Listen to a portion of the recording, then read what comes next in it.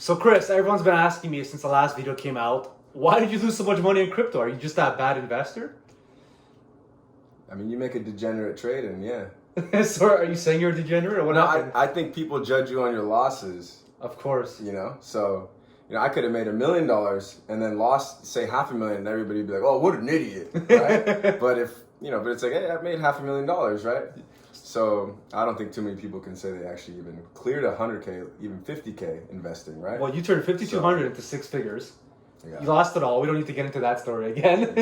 We talked about it. We're talking about your comeback now. Click the link on the previous video. So why did you not give up on crypto after losing six figures? Like most people, when they try like any kind of scheme or side hustle or business, if it doesn't work out, they give up. You didn't give up. What's the deal? I mean, if you try something once and you give up, then well, there's a saying. It's like, if you get it all once and you lose it, if you can't get it back twice, you never really had it. That's pretty deep. Right? So yeah. if you can't get it back twice after you've already lost it all once, then you never really had it to begin with. It was just kind of a stroke of luck. So me getting back into crypto was more or less a challenge to myself of, can I get it back? And then now, having learned from my previous mistakes, can I double, triple, quadruple that and hopefully get that into, in the 7-8 figure mark. And I think I can. You think you're gonna make seven figures despite losing all that? You think this is still a solid investment? Yeah, I know. I'll make 7 figures. So you know you're gonna make 7 figures. How do you know this? 8 figures. 8 figures. Yeah, for sure. So like $10 million. It's just basic mathematics, right? And the thing is like you have guys that are like, oh well, I'm only gonna put I put $500 in, like 3x it, I made $1,500. It's like, well, dude, if you threw 30 grand in, that would have been 90,000. It's just your risk tolerance. Like, what are you willing to lose? Like, So are you willing to lose it all? Like, of course. Really? You're willing to lose everything? For sure. This is unreal. So how did you get your money back? If you lost 6 figures, what did you do? So on that particular rug pull, the team actually were cool enough to pull out some of their own money and refund the liquidity. So when they refunded the liquidity, I had about 20K, and then immediately a lot of investors jumped out of it, and I ended up cashing back out at like 10 G's. Oh, I was able to recoup about 10K. Oh, so you did make some money. So it wasn't a bad. You're not a bad trader. Well, if it was 5,200, 10K, technically I had what? So like a 1.8x. Yeah, you almost doubled your money. Almost, right. So even despite it all, I still was able to come out positive. So you're not a total crypto loser. Not a total degenerate. No. So what makes you think that this time will be better in the crypto? Only in my spare time. What makes me think that this is going to be different? Because everyone's wondering, like, what's he doing? What's the deal? Well, what are the questions that everybody's asking? Well, people are asking, like, was it a bad trade? Was it a bad investment? Yeah, it was a rug pull. So that means it's just the company just left. Yeah, so it's basically, so typically what you see in the crypto space, especially in the DeFi space, which means decentralized finance. I don't know what that is, but thanks for sharing. You see a lot of people creating coin forks.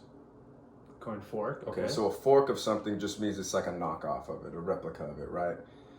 So I've learned that if something is a fork or a peg of something, you don't want to invest in it. Stay away. How did you learn that? Is that from taking the L? Yeah, because the coin that I had invested in was a fork of a very popular coin. Me being so naive and so a degenerate. Well, fuck it. Don't be so hard on yourself. Yeah, no. I mean, if you were to talk to me the first week, or at least especially the first 24 hours of that trade, oh, dude, I was devastated, bro. Well, you were. So because you're taking this really well. Like we're laughing about you losing 6 figures. Well, you have to be, right? And that's a good point. And my whole philosophy on that is like, and this is why I said, like, what's your risk tolerance, right? Everybody always says, like, because there's traders and there's investors. I would look at myself as a trader. I'm not an investor. You don't invest. I'm not an investors are like, perfect, leaving it, moving on. I'm going to go back to my job. Index funds and all that I'm going to go back to my job. Yeah. Index funds, right. That's not you. For me, now after I lost that money, I have a high risk tolerance because I understand that because I think of it like this. What if it was $25,000? Would my feelings still be the same? And the answer is probably yes, because at the end of the day, it's not, I can't grab it, it's not tangible. It's numbers on a screen. So if it was $250,000, it's numbers on a screen, right? So you have to assess, like, what's your risk tolerance? What are you willing, and then you have to look at, the question I asked myself is, okay, I lost this much money, how did my life change? And the answer was I didn't, right?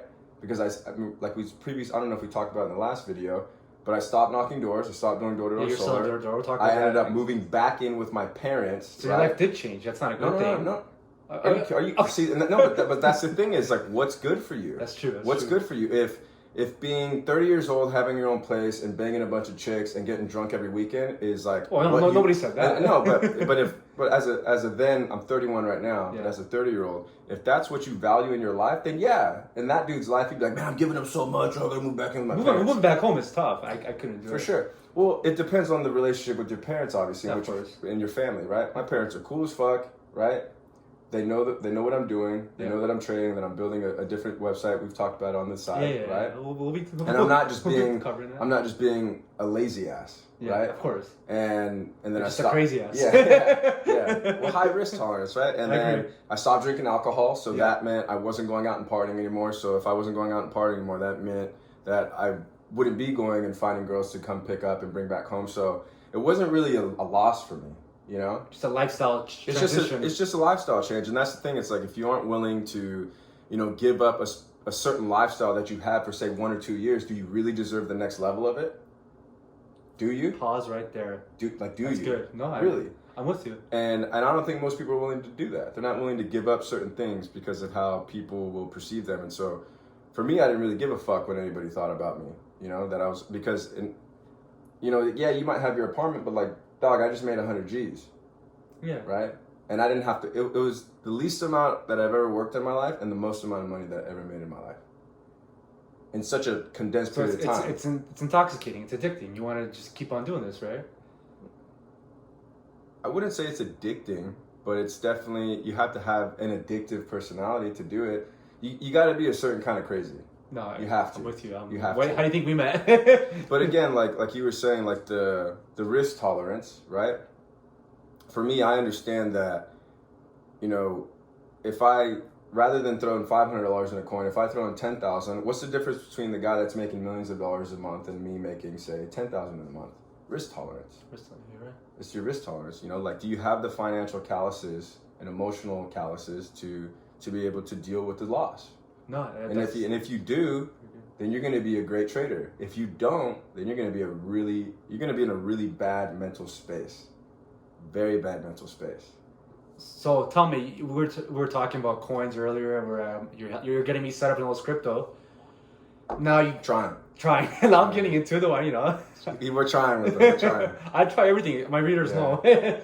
But now you're making money again. Yeah. How did this comeback begin? Like, what's the deal with the comeback? I took the money that I had, and before just jumping into any coin that was going to launch, I went and just did, like I did before, a lot more research on these specific tokens, and they're performing well right now. And of course, right now, as of this video, March 2021, we're in a bull cycle. Bull market, right? yeah. And the easy way to remember that is bull and bear is bulls pull, bears tear. That's what I came up with. So if you want to take that, take it. I love it. So bulls pull, bears tear. So right now we're in a bull market. Bulls are pulling the market up, and it's not slowing down anytime soon. Especially with big institutions starting to jump on Bitcoin now. You can't deny it. I denied it as long as I could, and here I am. Yeah. So yeah, I just did my research on a few good tokens, and they're performing well. As you saw from you showed me the account yesterday. You showed me numbers on the screen. You did show me some numbers. Yeah. You tripled your money, right? Almost 4x did already since we last talked. Or not last talk, but the first time I showed you the account. It's been about a week. Yeah, exactly 7 days. Yeah, so 4 times your money in 7 days. Yeah, that's not bad. So it'll probably 10 or 20x before I decide to pull out a good chunk of change. You're gonna 20 times your money. That beats for sure. For at least 10x. At least 10x your money. 10x, yeah. So that beats. I'm already almost halfway there. Wow. So that beats the 0.85% that a savings account gives you. Yeah. So last question. This is the most important thing. We talked about this last time, but there's people that are watching and they want to get into crypto. You said it's not too late. Save your money. You said it's not too late. How does someone start in crypto right now, today? I mean, it depends on your skill level, really. I mean, crypto you have to get the right information. That's the first thing. If you want to start off very simple and trade what I would call blue chip crypto coins, you want to go with, of course, if you're in North America. Where's your audience primarily based? America, Canada. Okay. So I don't know what the regulations are for Canadians. I'm American, but I identify as a Californian. And I would say it's going to be obviously Coinbase, right? Everybody loves using their phones now, so Coinbase, you use an 24/7. app, yeah. Binance US would be a great exchange to go with. But that's like the exchange where you make the trades, right? Yeah, it's just think of the New York Stock Exchange. Yeah. Toronto at TSX. It's just a marketplace. Yeah. Yeah, it's a marketplace. So Coinbase. I read this interesting article the other day, and it said that like Coinbase is running out of Bitcoin to sell. Aren't they going public soon though? That doesn't really have anything to do with their, I wanted to look smart there for a second. It's okay. It's okay. You have to excuse him. He's a bit slow. So this guy, 100 grand lost. Huh? Yeah. So Coinbase, Binance, KuCoin is another one. Bitrex is a good one. That's Bittrex, I think. But I personally don't use any of those. No. I do like more like decentralized finance swaps. I'm in the more DeFi, CeFi space. And these are all terms that people can look up online. Yeah, it's a simple Google away. Yeah, simple Google away. So I use, and we talked about it. I'm sure you'll wanna. Maybe. Yeah, no, we've talked about it. You want to talk about it now? Or you want to do it in another video? No, you can go and jump right in. I thought we were saying. You said last question. Well, it's the last part. Yeah. So I use Uniswap. Yeah. That's a big one. That's like the number one go-to decentralized finance exchange right now in the world. Buying your coins and selling your purchasing coins.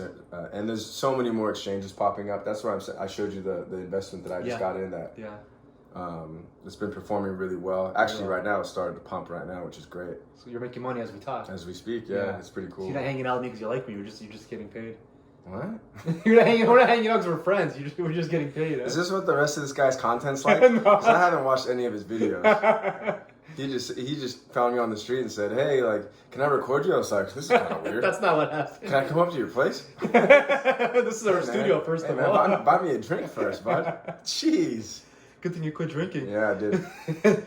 So there's crack in here though. So if somebody wants to get started, you're saying they look up coins and buy a coin and hold on to it. Do they sell it? What do they do with this coin? I mean, like we said in the last video, cryptocurrency, you're just investing in technology companies, right?